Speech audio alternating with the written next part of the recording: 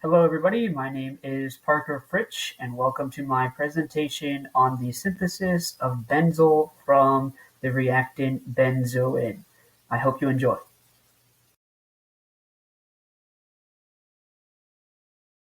Alright, so pictured above is the desired product of this reaction known as Benzil. As I mentioned before, we're going to be turning benzoin into Benzil pictured above.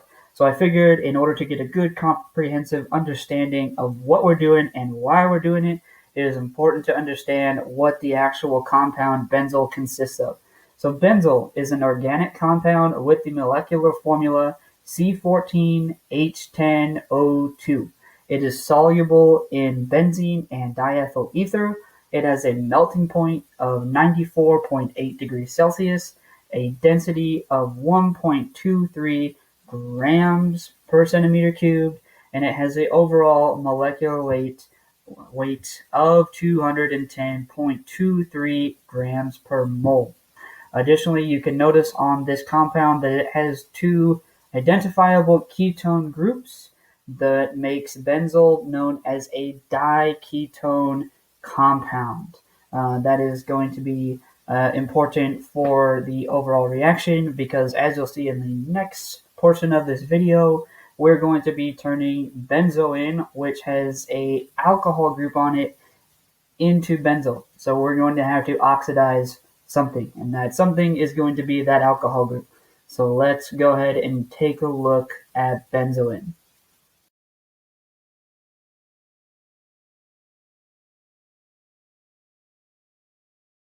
All right, so previously mentioned, this experiment is going to be about the synthesis of the product Benzil from the reactant or starting material known as benzoin. So just like Benzil, benzoin is an organic compound. It has the molecular formula C14H12O2. Notice how similar those molecular formulas are. That's because benzoin has two additional hydrogens, one of them being on that very identifiable alcohol group that you can see in between the two phenyl rings and next to one of the other ketone groups. Here in this experiment, in order to achieve the product Benzil, which has two ketones, known as that diketone as previously mentioned, we're going to be oxidizing that alcohol group on benzoin and turning it into that second ketone group. So previously mentioned, that's how we're going to be able to get Benzil, that diketone compound.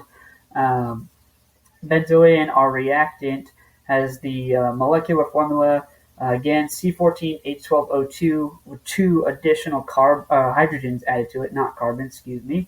It has a density of 1.31 grams per centimeters cubed. It has a extremely high melting point at 137 degrees Celsius, a molar mass of 212.24 grams per mole, and a boiling point of 344 degrees Celsius. And for those of you that prefer the IUPAC name instead of just the general chemical compound name benzoin, you can use the IUPAC name 2-hydroxy 1,2-diphenylethanone. So now let's go ahead and let's dive into how we actually synthesize Benzil from benzoin. Alright, so unfortunately I don't have the ability to draw on this animated video, but I want you to take a look at the above NMR spectrum for the desired compound Benzil, the desired product. I wanted to showcase this to you because it is important to note that after we synthesize Benzil from benzoin, the reactant, we want to be able to confirm that we actually did get Benzil out of our reaction. So one of the ways you can do that is by using the NMR, which is pictured above, and you can confirm it by noting the triplet, which is going to be the two hydrogens that you can see on the outside of the benzyl ring. The hydrogens in this case are going to be equal on both phenyl rings just due to the fact because on both sides it is a ketone group, so there is no variation in them. So the triplet is of the two carbons on the far hand side away from the ketones, the doublets, which are going to be on the far left end of the NMR spectrum, and that's going to be actually the hydrogens that are going to be the closest to the ketones. And then the last triplet that you can see on the far right of the NMR spectrum, that triplet is going to be the hydrogen that is at the very tip at the end of both of the phenyl rings.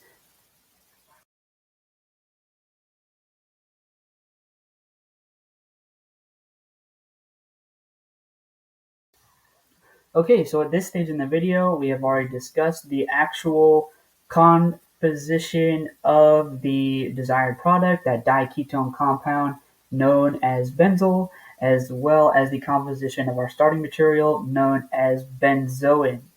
We've also discussed that confirmation NMR step, which can be used to actually confirm that we have our diketone product known as benzoin and not Benzil or a compound with other impurities. If we had Benzil, for example, you would see a couple more peaks indicating that we have a few additional hydrogens in the overall molecule, which is not good in terms of the fact that we were trying to achieve a different product known as Benzil. That Benzil, having the absence of that alcohol group that benzoin has, is going to have fewer hydrogens than benzoin. So now that we've already made that discussion, we're going to go ahead and jump into the actual reaction pictured above, which is the overall synthesis of benzyl from our starting material, benzoin. So we're going to start off with the step known as the condensing of benzoin. Here in this step, we took thiamine hydrochloride, turned it into thiamine, which is what we're going to use. We're going to use 3 molar sodium hydroxide, 2.12 grams of benzaldehyde, and 95% ethanol. I'm not going to go through the entire procedure just because we don't exactly have that much time for it.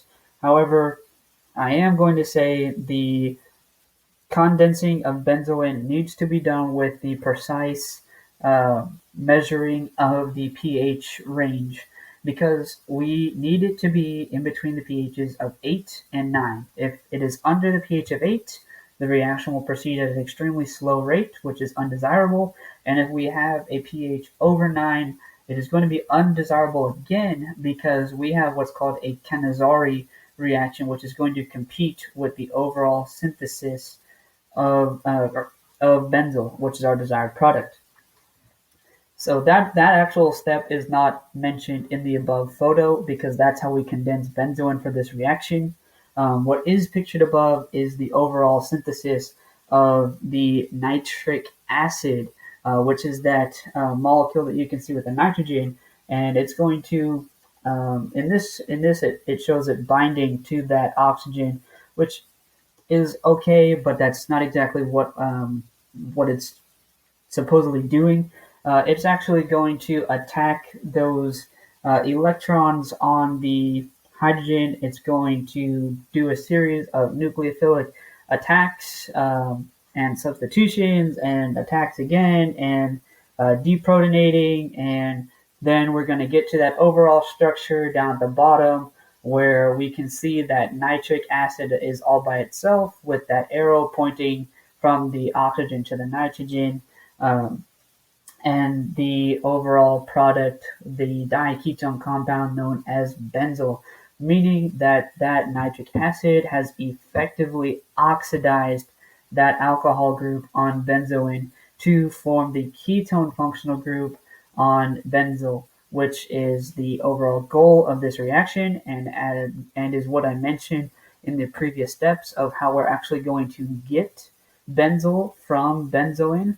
And we can go ahead and we can run this compound that you see above through a mass spectrum, through an IR, and through a hydrogen NMR, and we can compare it to the actual mass spectrum, the IR spectrum, and the HNMR, which I have previously shown you for the actual compound of benzyl. And we can see if our results indicate that we do have a compound that is suitable enough to be benzyl if all the data ranges match.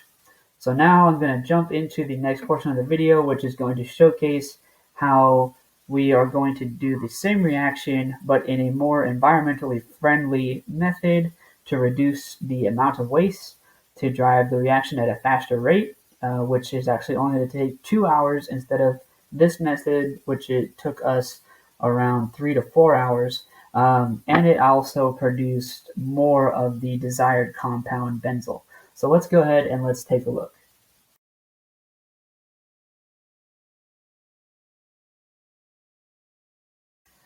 All right, so in the previous portion of the video, I did mention that a catalyst would be added, that MgO. That was incorrect for that portion of the reaction.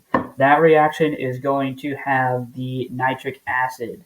That nitric acid is a extremely volatile compound, very irritable, very harmful for our environment.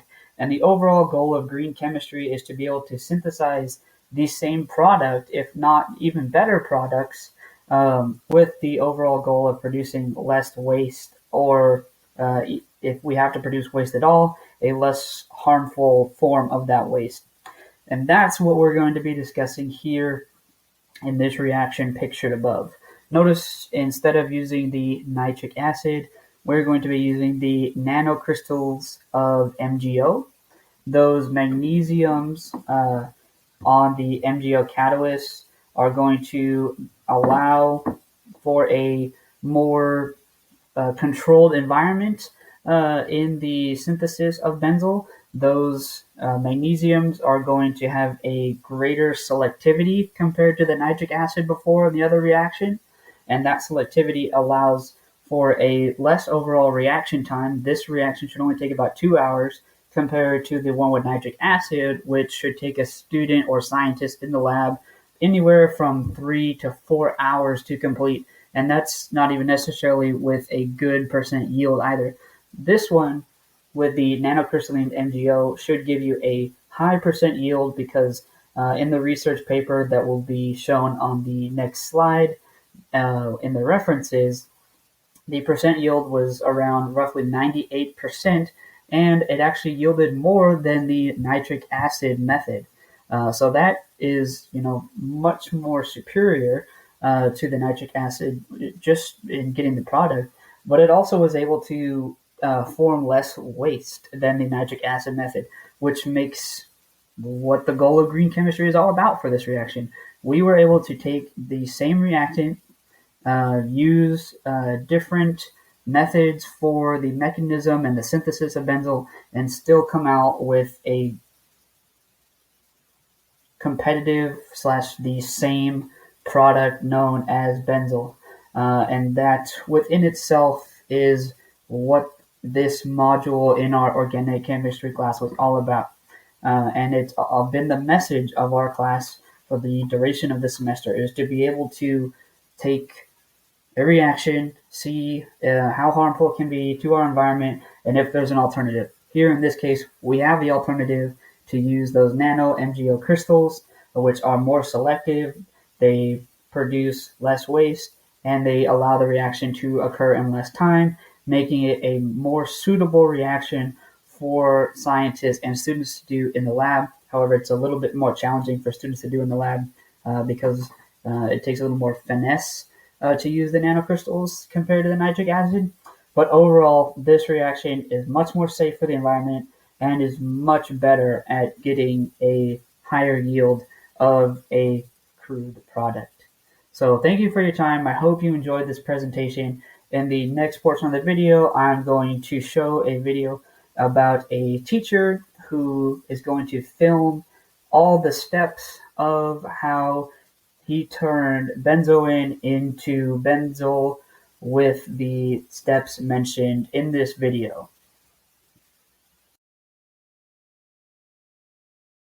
Now that we've concluded this presentation on the synthesis of Benzil from benzoin with both the original nitric acid method and the greener chemistry version with magnesium oxide, I want to showcase this video from Matthew Kenslow and how he synthesized the same reaction, turning benzoin into Benzil. So take a look and enjoy, and thank you for watching.